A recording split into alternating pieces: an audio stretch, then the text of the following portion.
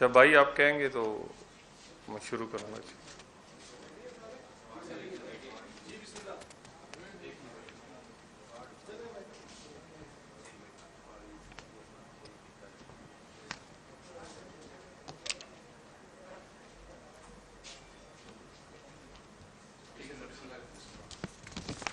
बिस्मिल्लाहिर्रहमानिर्रहीम। बहुत शुक्रिया जी आप तमाम दोस्तों का, और मैं प्रेस क्लब के भी तमाम इंतज़ामिया का शुक्रगुज़ार हूँ कि उन्होंने मौका दिया कि मैं इधर आके बात कर सकूँ।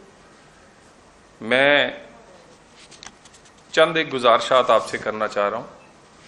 14 अगस्त की तकरीबात और मौजूदा सियासी सूरत हाल पे 14 अगस्त को 75वीं यौम आज़ादी पर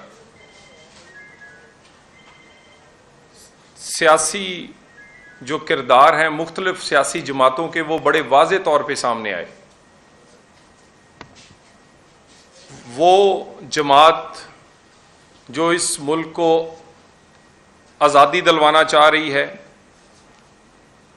इस मुल्क में से गुलामी को इख्तिताम चाह रही है, जिसकी हुकूमतें पाकिस्तान के 4 मुख्तलिफ 2 सूबों में और आज़ाद कश्मीर और गिलगित में हैं,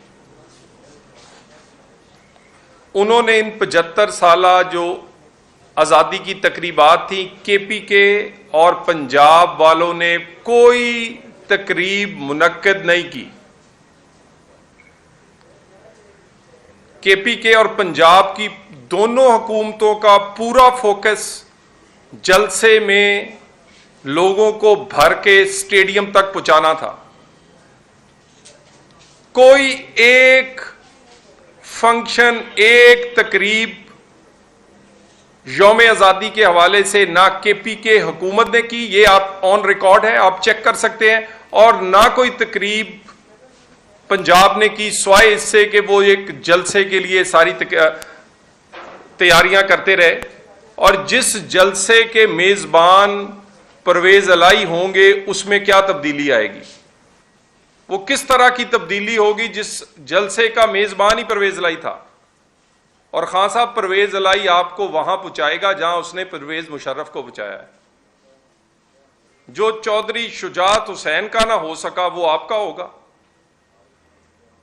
वजारत आला के लिए उन्होंने आपको सर पे बिठाया हुआ है, उसके दिल में क्या है ये आपको पता चलेगा जिस दिन आपको उधर ही पहुंचाएगा जहां पर परवेज मुशर्रफ को पहुंचाया है। और ये मसूफ इमरान खान फरमा रहे थे, बहुत बड़ा ऐलान करूंगा। हमेशा शोबदाबाजी करके लोगों को पीछे लगाते हैं। लोग मुंतजिर होते हैं कि ना जाने खान साहब ने कौन सा बड़ा ऐलान कर देना है, कौन सी बड़ी चीज ले आएंगे कि ये कोई नया पाकिस्तान में कोई सियासी तूफान आने वाला है। पूरे जलसे में कोई बड़ा ऐलान तो नहीं मिला। बड़ा जोर से खान साहब ने माफियां जरूर मांगी हैं, सफाइयां जरूर दी हैं, मुख्तलिफ वीडियोस दिखा के अपनी सफाइयां देते रहे हैं खान साहब।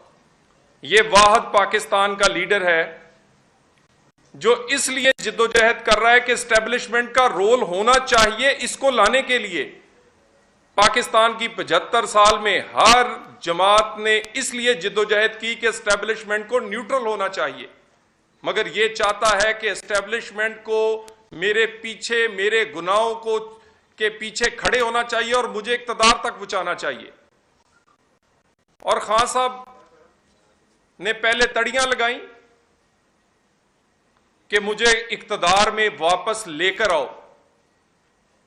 पहले एस्टेब्लिशमेंट और फौज के गिरेबान को पकड़ते रहे, और जब बात नहीं बनी तो अब पांव पड़ रहे हैं, सफाइयां दे रहे हैं, माफिया मांग रहे हैं।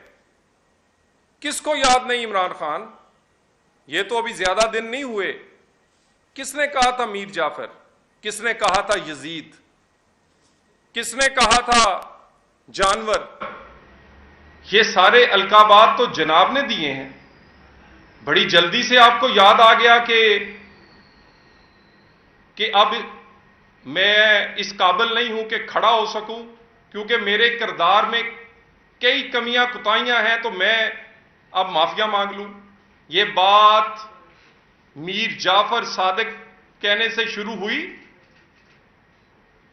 एक्स वाई पे आई और एक्स वाई के बाद अब माफियों तक आ गई। और ये माफिया सिर्फ इसलिए मांगी जा रही हैं कि इनके केसेस से इनको सजा ना हो, इनको वही मदद फराहम की जाए जो इनको आज से 8-10 साल पहले थी। इनको वही मदद फराहम की जाए कि इनको ये लाडला रहे। 62-63 के केस हो या कोई और फॉरेन फंडिंग के मामलात, या तो उनमें स्टे चलता रहे, नहीं तो फैसला जो है वो उसी तरह का आए जैसे कि साकिब निसार ने सादिको अमीन इसको कहा था। पूरी कोशिश, अब पूरी जिद्दोजहद जो है वो इस बात की है कि कहीं मेरे पे कानून का इतलाक ना हो जाए। हम भी इंतजार कर रहे हैं, या 62-63 में तुम ताहयात नाअहल होगे अगर कानून का इतलाक हुआ, या इस बात पर मोहर लगेगी कि पाकिस्तान में दोहरा म्यार है इंसाफ का। पाकिस्तान में लाडलों के लिए और सुतेलों के लिए और कानून है। यह कैसे मुमकिन है कि यह 2+2 का केस है, यह ओपन एंड शट केस है, और इस केस में से जनाब जो है वो बच निकलेंगे। और रही फॉरेन फंडिंग की बात, खान साहब आपको नोटिस किया गया एफआईए की तरफ से।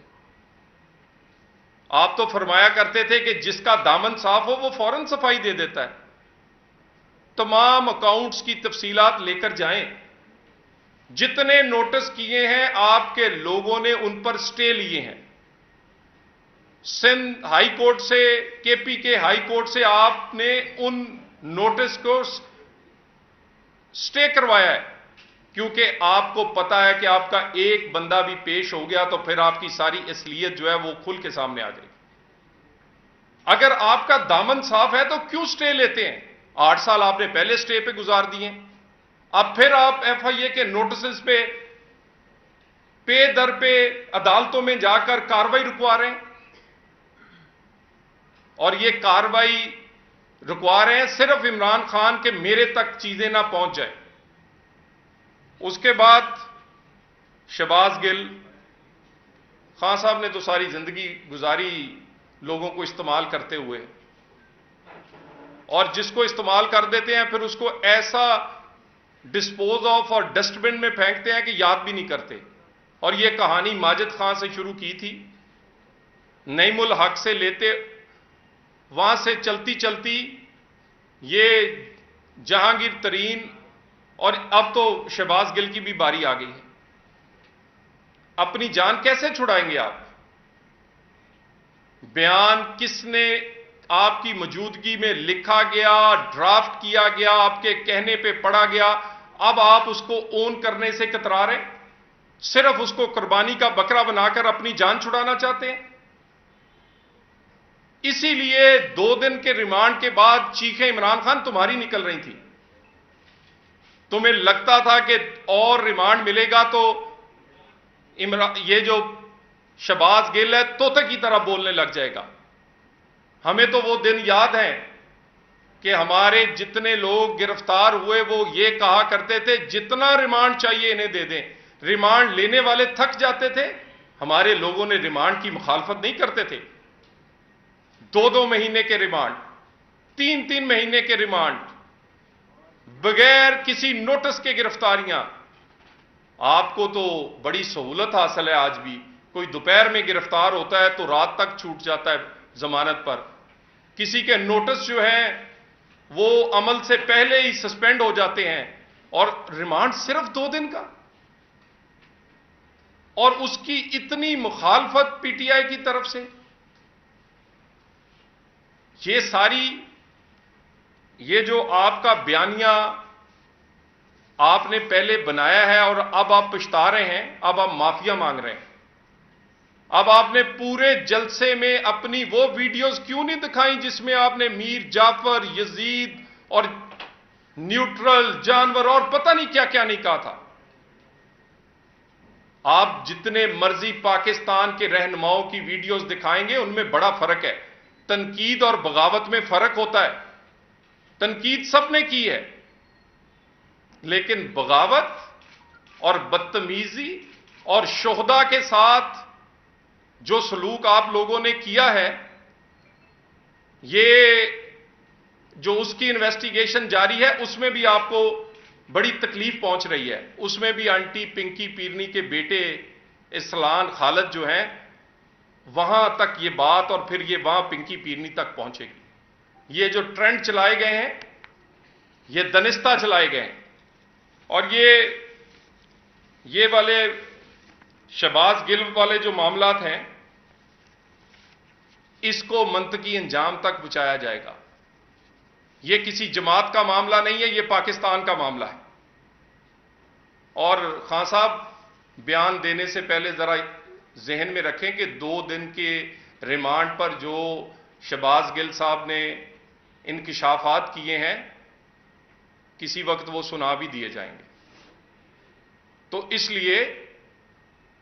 इसीलिए आप उसके रिमांड की और उसकी मजीद कस्टडी की मुखालफत कर रहे हैं, और आप कहते हैं उस पर तशद्दुद हुआ है। वो इस वक्त पंजाब हुकूमत की कस्टडी में है, अडियाला जेल में है। वहां पंजाब हुकूमत के डॉक्टर्स हैं, वहां पंजाब हुकूमत की वो जेल है। अगर उस पर तशद्दुद हुआ है तो मेडिकल आप करवा सकते हैं। 48 घंटे से ज्यादा गुजर गए हैं, किसी को ये तौफीक नहीं हुई। बयान देते हैं कि जी बड़ा तशद्दुद हुआ है। भाई आपके कस्टडी में है, आप उस हुकूमत, पंजाब हुकूमत, पीटीआई की हुकूमत की जेल में है, क्यों नहीं करवाते? सिर्फ झूठ बोल रहे हैं आप। ये इन्हीं तमाम चीजों के साथ मैं एक दफा फिर आपका शुक्रिया अदा करता हूं। कोई अगर क्वेश्चन हैं तो मैं जवाब देने को। ये बता दें क्या इत्तलात हैं मुफाद के पास अभी तक, जो मोबाइल जो चीज़ें थी शबाब की वो भी मिल चुकी हैं पुलिस को, और दूसरी कुछ अफवाहें गर्दिश कर रही हैं कि बनी गाला में मुलाकात हुई है शबाब गिल की साबिक वज़ीर आज़म इमरान खान से। शहबाज गिल साहब को बगैर किसी के कहने पर रातों रात B क्लास नहीं बल्कि वहां A+ क्लास दी गई। माशाल्लाह, उनके लिए कमरा, उनके लिए AC, उनके लिए अमला, उनके लिए खाने की डिलीवरीज हो रही हैं। ये सहूलतें उनको मुयस्सर कर दी गई हैं। और ये जो बार बार के अफवाहें हैं, इसके बारे में मैं अभी कुछ नहीं कहता, लेकिन ये मैं बता दूं कि टेलीफोन तो खैर बाद की बात है, टेलीफोन से बहुत ज्यादा शवाहिद पहले ही मौजूद है। और 2 दिन 48 घंटे में जो पुलिस कस्टडी में रहे हैं, अभी तो उसकी बहुत सारी चीजें जब सामने आएंगी तो लोगों की आंखें खुल जाएंगी कि चीफ ऑफ स्टाफ ने क्या क्या कारनामे और करतूत जो है खान साहब के बयान किए हैं।